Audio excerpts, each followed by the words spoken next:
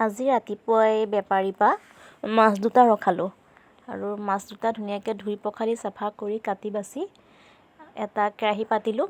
তাতে তেল দি পেলাই মাছ কিপিচ ফ্ৰাই কৰি ল'লোঁ আৰু আনফালে মই বিলাহী দুটা আলু এটা সিজাই ল'লোঁ। সিজাই ল'লে সোনকালে হয়। এইখন তৰকাৰী মানে অতি সহজতে আৰু সোনকালে বনাওঁ বুলি ক'লে বনাব পাৰি। আৰু মাছখিনি ভাজিলোঁ। মই গোটেইখিনি মাছ তৰকাৰী নিদিওঁ, যিহেতু আমাৰ ঘৰৰ মানুহ কম, আজি মাছ খোৱা মানুহ নাই। আৰু কেৰাহীত যিখিনি তেল ৰ'ল তাতে কেইটামান পাঁচফোৰণ দিছোঁ। মই মা মছলা বিশেষ নিদিওঁ আজি, যিহেতু সাধাৰণভাৱে বনাওঁ বুলি কৈছোঁ, সহজকৈ। আজি হাতত সময়ো বহুত কম আছে। আৰু তাতে মই আলু বিলাহীকেইটা সিজাই লৈছিলোঁ যে তাতে এইখিনি দি ল'ম। এতিয়া তাৰ আগতে পিঁয়াজখিনি দিলোঁ, পাঁচফোৰণ দিলোঁ আৰু সোৱাদ অনুসৰি আপোনালোকে নিমখ হালধি জলকীয়া দিব পাৰে। মই যিহেতু জ্বলা কম খাওঁ, জ্বলা কমাই দিম বাৰু। আৰু আলু বিলাহীখিনি মই সিজাই লৈছিলোঁ, সেইখিনি ধুনীয়াকৈ বাকলি গুচাই এই হেতা পাতে ভাঙি দিছোঁ। সকলোৱে জানেই ৰান্ধিব, কিন্তু মই দেখাইছোঁ যে মই কিমান সহজতে, খুব বেছি এইখন তৰকাৰীত আপোনালোকক 10 বা 15 মিনিট সময় লাগিব বনাওঁতে, ৰান্ধোতে। আৰু মোৰো কিমান সময় লাগিছে। ভালদৰে সিজিব দিলোঁ।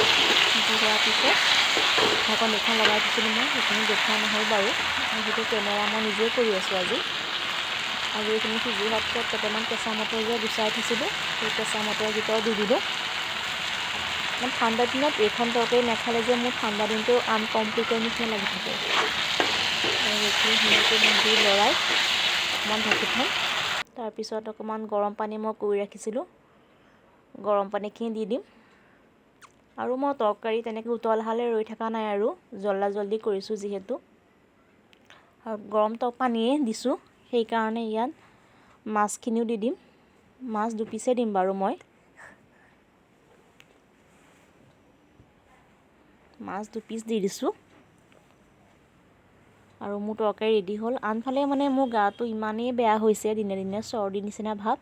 আৰু দেহাকো তাই কমলা খাওঁ বুলি ক'লে, কমলা কিফু দি দিলোঁ আৰু তৰকাৰী ৰেডি হ'ল। আৰু সিফালে মই বাদাম আৰু বুট ভাজি লৈছিলোঁ আৰু ধনিয়া পাত কেইটামান দি পেলাই গেছৰ চুইচটো অফ কৰি ঢাকন এখন মাৰি দিম।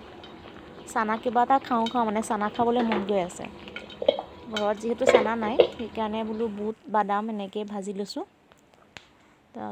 কেইটামান ধনিয়া পিঁয়াজ এনেকৈ দিলোঁ, দি পেলাই কেইটামান ভুজিয়া আছিল তাকো দি ল'লোঁ। আৰু ভাত খাবই হ'ল নহয়, ভাতৰ যোগাৰটো এনেকৈয়ে কৰিছোঁ, লগত আচাৰ